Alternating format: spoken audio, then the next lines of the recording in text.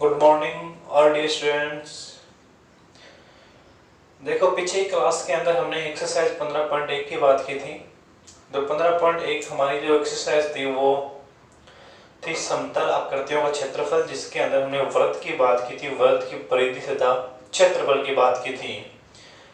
ये हमारी unit number जो क्षेत्रमिति है उसका ही एक पार्ट है। क्षेत्रमिति के अंदर दो हमने देखे कि अध्याय थे हमारे, दो एक्सरसाइज हैं, एक 15 नंबर की और एक है 16 नंबर की।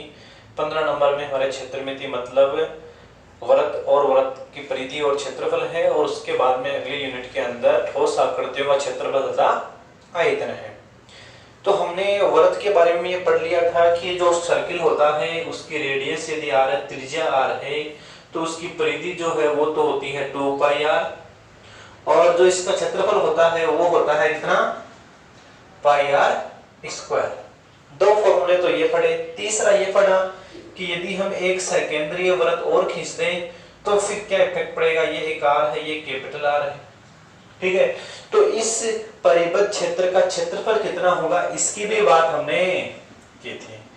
तो इसका क्षेत्रफल कैसे निकाला था, पूरे का क्षेत्रफल बड़े वाले का क्षेत्रफल माइनस छोटे वाले का क्षेत्रफल। तो यहां से हमारे पास पाई कॉमन आ गया था, हमने लिखा था r² माइनस r²। हमने ओनली तीन ही फॉर्मूलों पे हमने एक्सरसाइज 15.1 को करने का प्रयास किया था। उसी के अंतर्गत हमारे पास मैंने इक्वेशन भी दिया था, आपने सोल्व किया होगा। जो मैंने इक्वेशन दिया था ना आपको, वो इक्वेशन यही था कि आपको यहाँ इस मार्ग की चौड़ाई दी थी 7 और अंदर वाली त्रिज्या दी थी। तो बाहर वाली की त्रिज्या कितनी आ गई, अंदर वाली की त्रिज्या प्लस मार्ग की चौड़ाई। तो ये तो आ गया कैपिटल R, ये मैं कहूँ R2, इसको मान ले R1, तो ये क्या हो जाएगा R2। तो R2 की वैल्यू कितनी आएगी, इसकी त्रिज्या प्लस इस मार्ग की चौड़ाई, और छोटे वाली त्रिज्या कितनी है, स्मॉल r या R1 कर दें।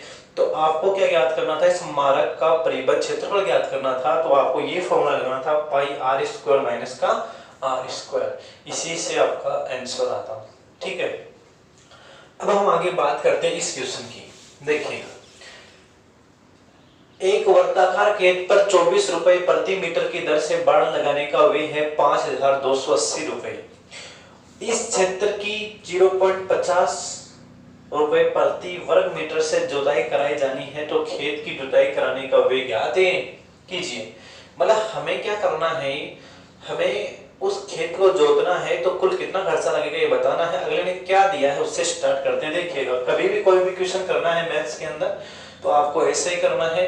क्या दिया है सबसे पहले लिखिएगा। देखो, एक वर्ताकार खेत पर 24 रुपए प्रति वर्ग मीटर की दर से बाड़ लगाने का व्यय कितना है, 5280 रुपए। तो ये लिखोगे बाड़ लगाने का व्यय, बाड़ लगाने का व्यय। तो बाड़ लगाने का व्यय कितना है, 5280 रुपये। 24 रुपए प्रति वर्ग मीटर की दर से है। तो इसका मतलब ये हो गया कि भाई ये कोई बाड़ थी वर्ताकार, इसके हमने 1 मीटर के कितने रुपए दिए, 24 रुपए दिए, और टोटली मिला के हमने कितने रुपए दिए, 5280। तो ये 24, ये एक मीटर के कितने टुकड़े हैं इसके अंदर, इसकी परिधि कितनी है ये ज्ञात कर लेंगे मैं यहाँ से, क्योंकि हमारे को टोटल रुपया दिया है। यदि हम 1 मीटर में जो खर्चा आया उसका इसमें भाग लगा दे तो वो इतना आ जाएगा कि इसकी परिधि कितनी है, कितनी मीटर की है, हमारे पास में कितने मीटर के रुपए हमें देने पड़े हैं, हमारी लागत कितनी आई है। इस 1 मीटर के 24 रुपए देते हैं तो कुल कितने मीटर के हमने 5280 रुपए दिए। तो क्या लिखेंगे, और यहाँ लिखेंगे प्रति मीटर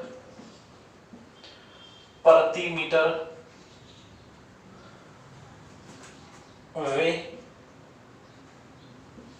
कितना है, 24 रुपए, ठीक है। अतः वर्ताकार खेत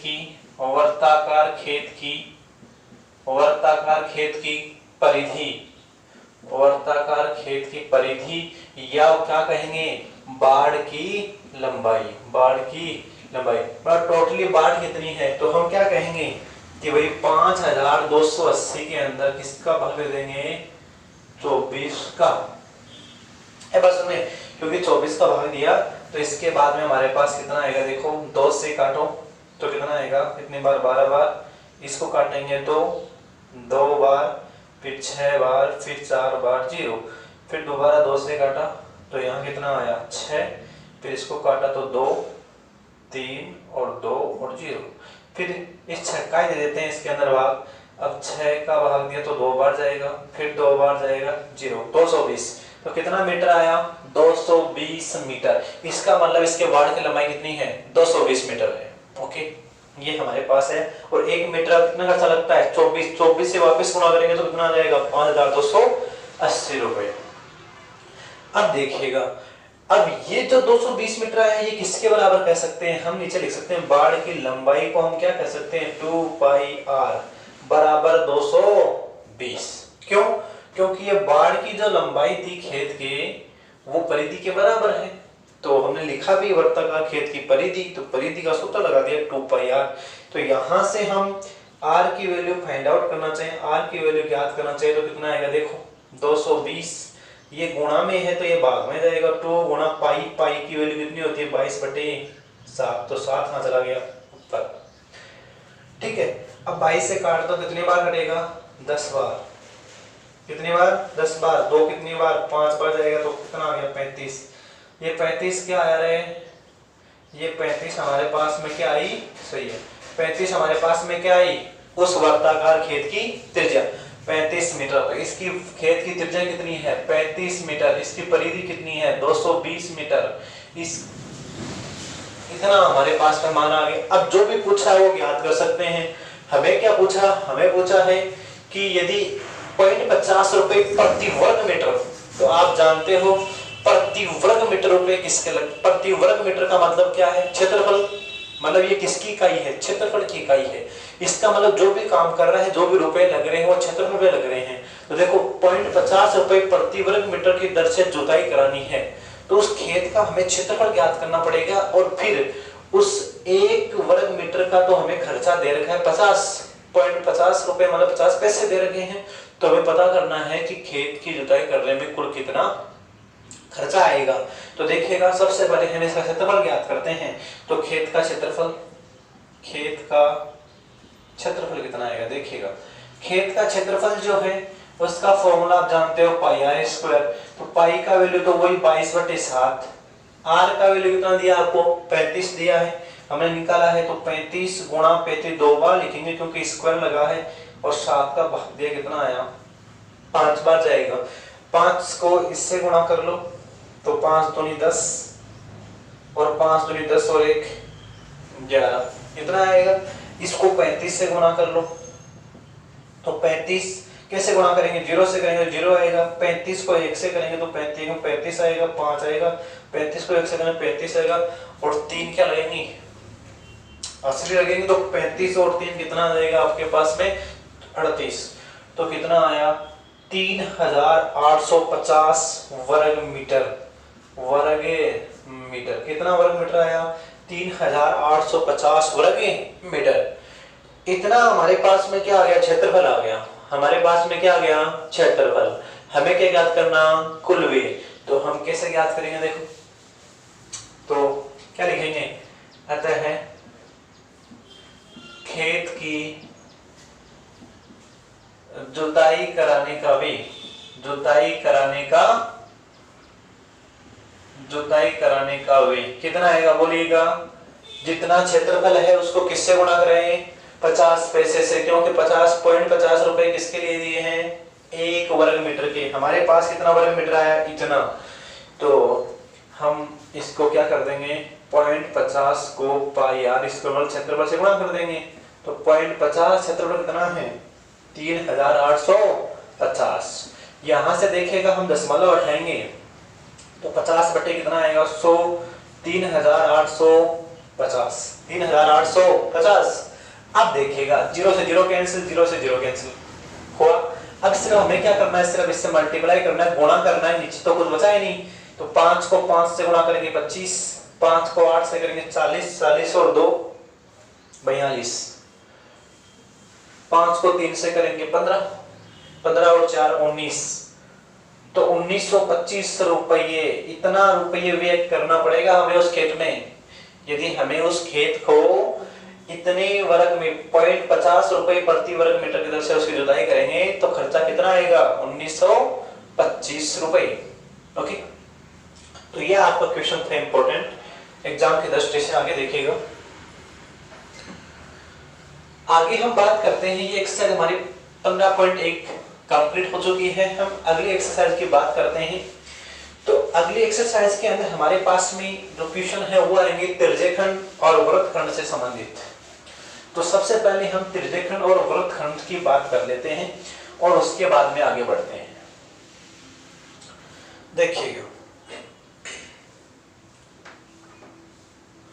देखिएगा एक्सरसाइज नंबर 15.2 क्या कहती है।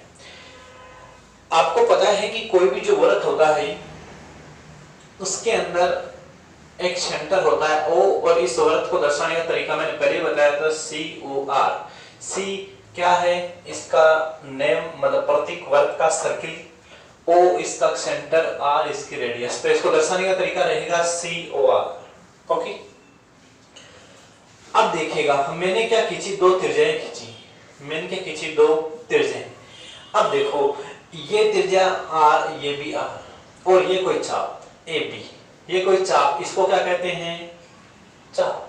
इसकी परिधि है, परिधि का छोटा टुकड़ा क्या कहलाएगा? चाप कहलाएगा। और तो हम क्या कर रहे हैं, देखो चाप AB और दोनों त्रिज्याओं के मध्य एक क्षेत्रफल है। दोनों त्रिज्याओं के मध्य ये क्या है? क्षेत्रफल। ओके, ये क्या है? एक क्षेत्रफल है जिसे हम बोलते हैं त्रिज्यखंड। ये जो टुकड़ा है, ये खंड है, ये भाग है, इसको हम क्या बोलते हैं? त्रिज्यखंड। इसको हम क्या बोलते हैं? त्रिज्यखंड। ठीक है, एक दूसरा टुकड़ा भी हमें दिख रहा है, एक बाहर दिख रहा है। ये तो दो त्रिज्याएं हैं और ये इतना बड़ा चाप है, A से लेकर इधर भी तक, ये A से लेकर इधर भी तक। तो इसको हम क्या बोलेंगे फिर? इसको हम बोलेंगे लघु त्रिज्यखंड। और ये आ गया क्या? बड़ा त्रिज्यखंड, दीर्घ। तो दो त्रिज्यखंड यहाँ बनते हैं। हमें क्या ज्ञात करना है? कोई सा भी त्रिज्यखंड जो भी दिया है उसके बारे में बात करनी है। हमें सबसे पहले बात करें कि इस AB की लंबाई कितनी है? इस AB की लंबाई कितनी है? यदि यह यहाँ केंद्र पर थीटा कोण अंतरित करता है, कितना कोण अंतरित करता है? थीटा। मतलब दोनों त्रिज्याओं के मध्य एंगल कितना है? थीटा। तो देखिएगा, जैसे ही मैं इस वृत्त को इससे बनाऊंगा, जैसे ही मैं इस वृत्त को इस प्रकार से बनाऊंगा, ये एक त्रिज्या मैंने ये खींची, एक त्रिज्या मैंने ये खींची, बताइएगा कितना एंगल बनेगा? तो आप जानते हो जब यहाँ हम अर्धवृत्त खींचते हैं तो दो त्रिज्याएं मिलकर एक व्यास ही बना देती हैं, और यहाँ एंगल कितना बनता है? 180 डिग्री बनता है। और इस कंडीशन में हम ये भी जानते हैं कि यहाँ पे जो ये परिधि की लंबाई जो है वो आधी हो जाएगी। पूरी परिधि की आधी कितनी हो जाएगी? 2 पाई r की आधी कितनी हो जाएगी? पाई r। 2 पाई r की आधी कितनी हो जाएगी? Pi into r। ये हमें पता भी चल गया यहाँ पे। तो हम क्या कहेंगे? देखिएगा, हम फॉर्मूला लेके आएंगे इस चाप की लंबाई का। देखो 180 डिग्री जब ये कोई चाप, जब 180 डिग्री कोई चाप एंगल बनाता है, कहाँ? केंद्र पर। जब कोई चाप केंद्र पर 180 डिग्री एंगल बनाता है तो चाप की लंबाई कितनी आती है? पाई r। चाप की लंबाई कितनी आती है? पाई r। मैं कहूं यदि वो 1 डिग्री का एंगल बनाए तो कितना आएगा? तो आप कहोगे पाई r बटे 180। चाप की लंबाई कितनी आएगी? पाई r बटे 180। और मैं कहूं कि मान लो वो थीटा एंगल बनाता है तो कितना आएगा रे? पाई r बटे 180। और उसको किससे गुणा कर देंगे? थीटा से। भाई 1 रुपए में इतने आम आते हैं तो 10 रुपए में कितने आम आएंगे? तो 10 से गुणा ही करेंगे। इसमें कोई कंफ्यूजन वाली बात है नहीं है। तो हमने क्या किया, 180 डिग्री जब एंगल बनता है तो चाप की लंबाई कितनी आती है? पाई r। तो हमने देखा एकांक कोण पर या एकांक एंगल पर कितना चाप की लंबाई कितनी आएगी? इतनी। तो थीटा डिग्री जब हम कोण लेंगे तो कितना चाप की लंबाई कितनी होगी? या ये कहें कि उस चाप की लंबाई जो कि थीटा डिग्री का कोण बनाता है तो उसकी लंबाई कितनी आएगी? पाई r बटे 180 गुणा थीटा। हम इसको ऐसा भी लिख सकते हैं, देखिएगा फॉर्मूले में मैं 2 से ऊपर और नीचे मल्टीप्लाई कर दूं तो कितना आ जाएगा, ऊपर तो आ जाएगा 2 पाई आर, नीचे आ जाएगा 360 और गुणा में क्या आ जाएगा थीटा। तो अब याद भी रह जाएगा 360 पूरा एंगल हो गया, तो पूरी परिधि कितनी आ गई 2 पाई आर, तो 2 पाई आर बटे 360 गुणा थीटा। ये चाप की लंबाई का फॉर्मूला आ गया। चाप की लंबाई, कौन से चाप की लंबाई, जो कि केंद्र पर कितना कोण अंतरित करता है थीटा। चाप की लंबाई L बराबर आ गया 2 पाई आर 360 इंटू थीटा। तो एक फॉर्मूला तो ये याद रखना है, ठीक है। तो दूसरे फॉर्मूले की बात करते हैं हम। इसी प्रकार से यदि आपको इधर वाले पूछे, इधर वाला एंगल आ जाएगा। एंगल चाहे आपको इस त्रिज्याखंड की बात करें चाहे इस त्रिज्याखंड की बात करें, आपको क्या चाहिए, आर चाहिए, त्रिज्या का मान चाहिए, और आपको क्या चाहिए, उस त्रिज्याखंड उस चाप द्वारा केंद्र पर अंतरित कोण चाहिए थीटा, और हमें कोई लेना देना नहीं है। अब देखिएगा इसके बाद में मैं बात करता हूं आगे की, इसके क्षेत्रफल की बात कर रहे हैं। ये तो आ गई चाप की लंबाई, इक्वेशन नंबर 1। अब यदि इसका क्षेत्रफल निकालना चाहें तो कैसे निकालेंगे, तो वही बात जो अभी हमने यहाँ पे की कि भाई ये जो है ये 180 डिग्री कोण बना रहा है, कौन, ये ए बी चाप, तो इसने क्षेत्रफल कितना अंतरित किया, तो इसकी भी बात कर लेते हैं। क्षेत्रफल कितना अंतरित किया, तो हम जानते हैं कि वृत्त का क्षेत्रफल टोटल कितना होता है पाई आर स्क्वायर, तो आधे का कितना हो जाएगा पाई आर स्क्वायर बटे 2। तो अब दोबारा फॉर्मूला ऐसे ही बनाएंगे कि भाई जब 180 डिग्री एंगल बनता है तो क्षेत्रफल कितना घेरता है पाई आर स्क्वायर बटे 2, और जब 1 डिग्री एंगल बनाता है या 1 डिग्री एंगल द्वारा यहाँ पे कोण अंतरित कितना, 1 डिग्री का एंगल जो जब अंतरित करता है केंद्र पर कोण, तो चाप की लंबाई कितनी होगी पाई आर स्क्वायर बटे 2 तो है, और गुणा में क्या आ जाएगा 180। अब समझ, अब देखो हमें क्या ज्ञात करना है कि थीटा डिग्री का जब एंगल केंद्र पर अंतरित करता है तो कितना क्षेत्रफल बनाता है, तो हम पाई आर स्क्वायर बटे 2 गुणा 180 कितना हो जाएगा 360, और गुणा क्या कर देंगे थीटा। तो थीटा डिग्री का एंगल जब भी अंतरित होगा यहाँ केंद्र पर, तो कितना क्षेत्रफल उसके द्वारा बनाया जाएगा या घेरा जाएगा, तो पाई आर स्क्वायर बटे 360 गुणा थीटा। ये इक्वेशन नंबर क्या आ गई 2, या ऐसा कह सकते हैं क्षेत्रफल A इज इक्वल टू त्रिज्यखंड का क्षेत्रफल। फॉर्मूला किसका हो गया, ये त्रिज्यखंड का क्षेत्रफल। तो त्रिज्यखंड का क्षेत्रफल A इज इक्वल टू कितना आ जाएगा पाई आर स्क्वायर बटे 360 गुणा थीटा, इक्वेशन नंबर 2। ये देखो यहाँ चाप की लंबाई की बात हुई तो परिधि है और 360 आया गुणा थीटा, जब क्षेत्रफल की बात हुई तो वृत्त का क्षेत्रफल आया 360 गुणा थीटा। दोनों क्वेश्चन में कोई प्रॉब्लम नहीं है।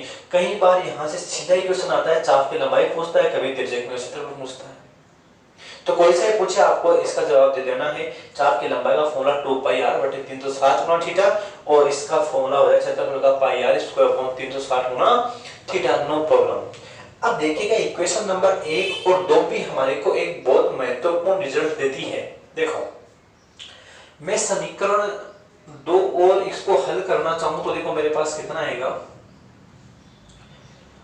इसकी जगह मैं लिखता हूं a बराबर, मैं ऐसा लिख सकता हूं पाई आर स्क्वायर को पाई आर इंटू आर बटे 360 गुणा थीटा, और मैं 2 से ऊपर नीचे मल्टीप्लाई कर दूं, किससे कर दूं 2 से। देखो मैंने क्या किया, पाई आर स्क्वायर को लिख दिया पाई आर इंटू आर, 360 थीटा ही है, हम मैंने ऊपर नीचे किससे गुणा कराया 2 से, कोई इफेक्ट नहीं पड़ेगा। जब हम ऊपर नीचे किसी भी बराबर संख्या से गुणा और नीचे भाग देते हैं तो उसका कोई इफेक्ट नहीं पड़ता है, क्योंकि वो एक दूसरे से वापस कर सकती है। ओके, तो यहाँ देखने वाली बात यह है कि ये हमारे पास क्या बन गया, आप देख रहे हैं 2 पाई आर, देखो इस फॉर्मूले में है 2 पाई आर बटे 360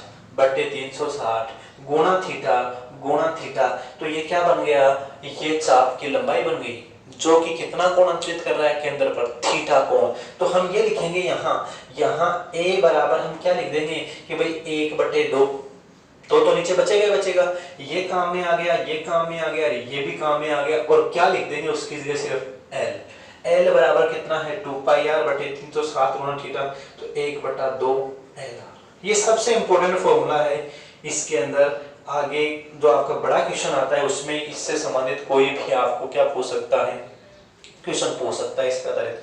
तो देखो क्षेत्रफल और चाप की लंबाई और त्रिज्या में रिलेशन आ गया, हमें थीटा की आवश्यकता नहीं है यहाँ पे। यदि आपको चाप की लंबाई दी, आपको वर्त की त्रिज्या दी है, तो भी आप क्षेत्रफल ज्ञात कर सकते हो। यदि आपको क्षेत्रफल दिया है, वर्त की त्रिज्या दी है, तो यहाँ से किसका फॉर्मूला बना सकते हो, l का। l का फॉर्मूला कैसे बनाएंगे, l इक्वल कितना हो जाएगा 2, इससे गुणा होगा 2a, और भाग में कौन, ये गुणा में है ना r, तो भाग में चला जाएगा 2a/r। ये लो जी, ये फॉर्मूला किसका हो गया, ये फॉर्मूला आपके पास हो गया चाप की लंबाई का। जो चाप यहाँ कितना कोण बनाता है, थीटा। कोई प्रॉब्लम नहीं है इसमें भी। तो 3 फॉर्मूला आपको याद रखने वाली बात हो गई।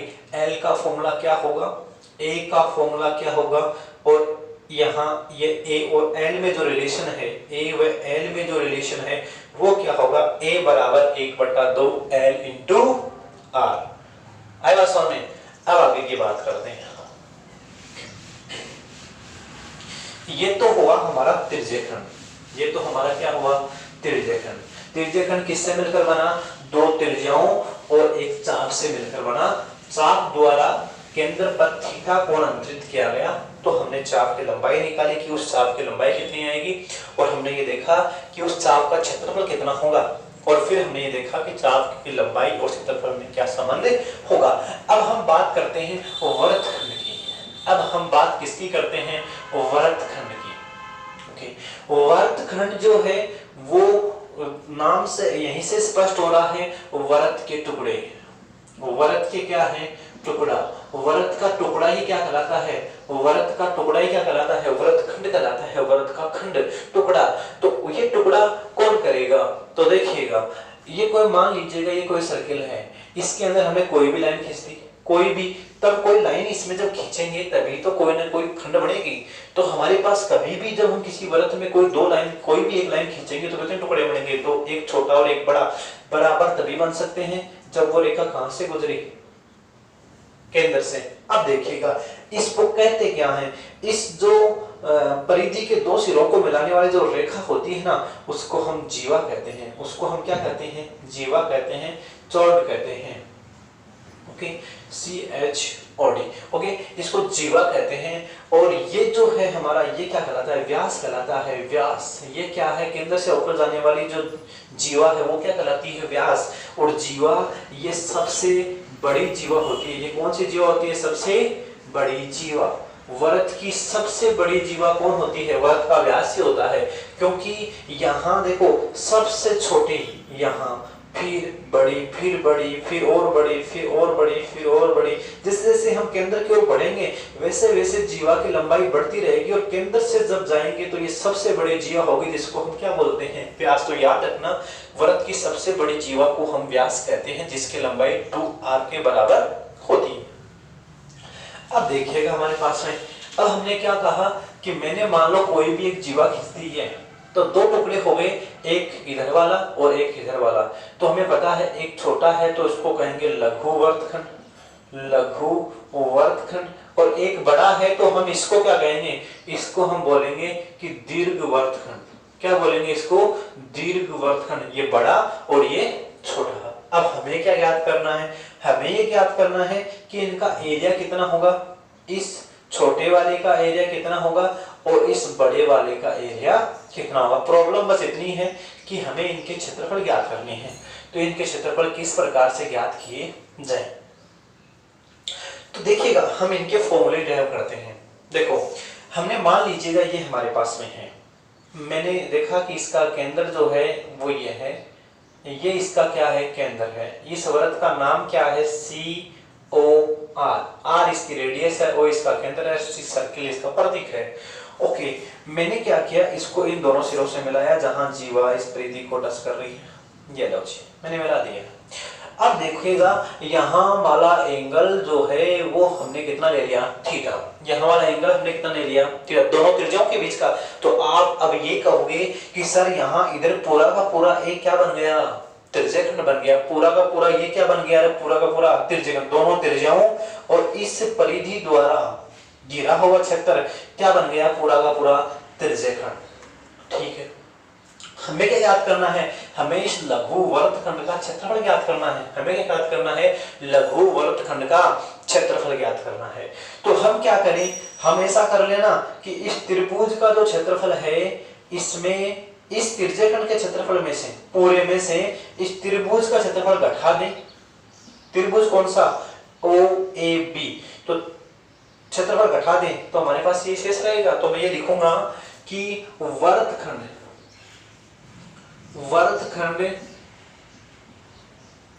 का क्षेत्रफल, और मैं इसको नाम में दे दूं, इसको मैंने नाम दे दिया यहाँ, ये जो बी है ये दे दिया हमने एम। तो ए एम बी, वर्तखंड ए एम बी का क्षेत्रफल कितना लिखूंगा मैं लिखूंगा कि त्रिज्यखंड कौन सा, ए मतलब O A M B, O A M B का क्षेत्रफल माइनस इस त्रिभुज ए ओ बी का क्षेत्रफल, त्रिभुज ए ओ बी का क्षेत्रफल। जब मैं ऐसा कर दूंगा, इस पूरे क्षेत्रफल में से जब इस त्रिभुज क्षेत्रफल घटा दूंगा तो मेरे पास इसका क्षेत्रफल बचेगा जो क्या कहलाता है, लघु वर्तखंड कहलाता है। तो इस वर्तखंड का क्षेत्रफल कितना है, देखिए त्रिज्यखंड का क्षेत्रफल का सूत्र हम जानते हैं। क्या सूत्र होता है, दो फॉर्मूले हमारे पास में है, एक है 1/2 LR और एक हमारे पास है पाई r स्क्वायर बटे 360 इंटू थीटा। तो कोई सा भी आप लिख सकते हैं, यदि L की पता है आपको तो वो फॉर्मूला ले सकते हैं। इस फॉर्मूले को देखो, पाई r स्क्वायर बटे 360 गुणा थीटा माइनस त्रिभुज का क्षेत्रफल। तो त्रिभुज का क्षेत्रफल क्या होता है, 1/2 आधार गुणा ऊंचाई। तो देखो यहां से मैंने इस पे लंब डाल दिया, यहां से हमने क्या डाल दिया, लंब, इसको मैंने नाम दे दिया n। ठीक है, तो 1/2 आधार कितना, आधार कौन है, जीवा। लंब जिस पे भी डाला जाता है वो उस त्रिभुज की क्या कहलाती है, तो उस त्रिभुज का आधार कहलाता है। तो यहाँ आधार कौन होगा, ए बी। तो आधार ए बी गुणा ऊंचाई, ऊंचाई कितनी होगी, ऊंचाई हमारे पास में आएगी ओ एन। ऊंचाई कितनी आएगी, ओ एन। तो 1/2 ए बी गुणा ओ एन। ओके, तो हमारे पास में ये फॉर्मूला बनकर तैयार हुआ। ठीक है, यहाँ एंगल कितना है, थीटा। तो ये वाला एंगल कितना हो जाएगा, θ/2, और ये वाला एंगल कितना हो जाएगा, θ/2, क्योंकि जीवा मध्य में से गुजरेगी। तो यहाँ वाला एंगल दो भागों में विभक्त हो जाएगा। तो देखिएगा इधर से ये कोई ए बी कोई जीवा है, और यहां से हमने क्या डाला, एक लंब डाला। ठीक है, तो ये जो एंगल है वो कितने भागों में डिवाइड हो गया, दो भागों में, θ/2 और θ/2, और ये कितना, r। तो देखो हम इसका भी मान ज्ञात कर सकते हैं और इसका भी मान ज्ञात कर सकते हैं, दोनों बराबर बराबर आएगा। देखिएगा ये r है और ये r है, ये हमारे पास में वैनिष्ठ है। तो भुजा कोण भुजा से दोनों ही त्रिभुज समरूप हैं। दोनों ही त्रिभुज कैसे हैं, समरूप हैं। देखिएगा हम यहां से sin θ/2 की वैल्यू ज्ञात करें, sin θ/2 की वैल्यू ज्ञात करें तो देखो हमारे पास में कितना आएगा, कोण sin θ बराबर देखो कितना होता है, आपने 9th क्लास में पढ़ा है, लंब बटे कर्ण। sin θ बराबर कितना होता है, लंब बटे कर्ण। कौन सा फॉर्मूला पढ़ा आपने, LA बटे KA, तो लंब बटे कर्ण sin θ। तो sin θ/2 बराबर लंब कितना है, यहाँ पे हमारे पास लंब कौन सा होगा आपको पता है, लंब हमारे पास में सदैव एंगल के सामने वाला, कोण के सामने वाली भुजा रहेगी। तो θ/2 के सामने वाली भुजा कौन है, ये AM। तो AM ये तो क्या हो गया, लंब, और कर्ण की वैल्यू कितनी रहेगी, 90 डिग्री के सामने वाला जो कोण होगा वो क्या कहलाएगा, कर्ण। तो ये हो गया r। तो हमारे पास में AM की वैल्यू कितनी आएगी, r sin θ/2। तो यही वैल्यू क्या यहाँ से आएगी, r sin θ/2। तो हमारे पास में इसकी लंबाई कितनी हो गई, ए बी की लंबाई, तो ए बी की लंबाई दोनों के योग के बराबर है। ए बी बराबर क्या है, A N plus N B, जो कि दोनों ही बराबर हैं। दोनों के मान कितने कितने आएंगे, आर साइन थीटा बाई 2, इसका भी वैल्यू कितना आएगा, आर साइन थीटा बाई 2। दोनों को जोड़ देंगे तो कितना आ जाएगा, 2 आर साइन थीटा बटे 2। तो मैं यहाँ क्या लिख सकता हूँ, मैं यहाँ लिख सकता हूँ 2 आर साइन थीटा बाई 2। तो हमारा फॉर्मूला एक और हो जाएगा, ये भी फॉर्मूला सही है। और दूसरा क्या हो जाएगा, दूसरा फॉर्मूला हो जाएगा हमारा पाई आर स्क्वायर बटे 360 गुणा थीटा माइनस 1/2। ए बी की जगह हम क्या लिख देंगे, 2 r sine theta by 2 into O N. O N क्या है, इस लंब की लंबाई। इस ओ एन की वैल्यू भी हम ज्ञात कर सकते हैं किसी फॉर्मूले से। देखिएगा हमें आर दिया है, हमें क्या दिया है, कर्ण दिया है, हमें क्या ज्ञात करना है, आधार ज्ञात करना। तो कर्ण और आधार में किसका संबंध होता है, कर्ण और आधार में संबंध किसका होता है, यहां से देखो कोस का, कोस थीटा। ये आपने 9th क्लास में पढ़ा है, कोस थीटा बराबर क्या होता है, आधार बटे कर्ण। तो यहां से मैं कोस थीटा की वैल्यू भी ज्ञात करूं तो जो क्या लिखूंगा, कोस थीटा बराबर थीटा बाई 2। यहाँ कोण का मान कितना है, थीटा बाई 2। तो कोस थीटा बाई 2 बराबर आधार बटे कर्ण। आधार कितना है हमारे पास में, ये है आधार, कौन सा है, ओ एन।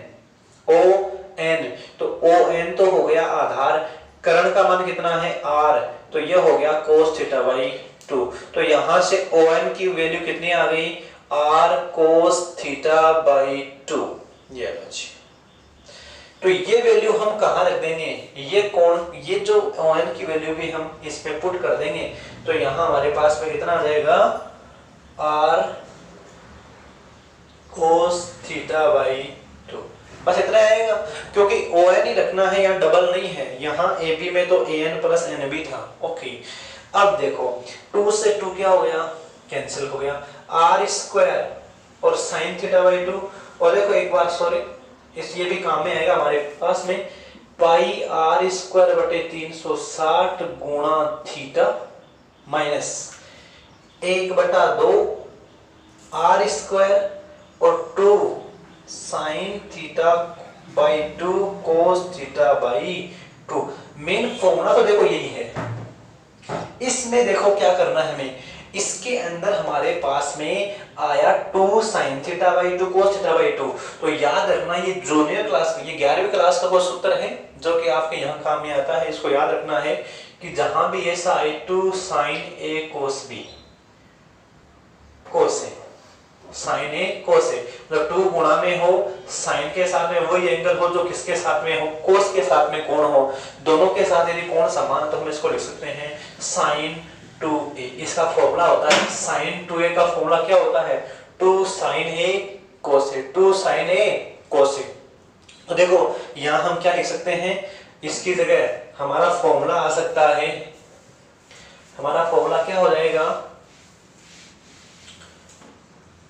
क्षेत्रफल का फॉर्मूला हो जाएगा पाई आर स्क्वायर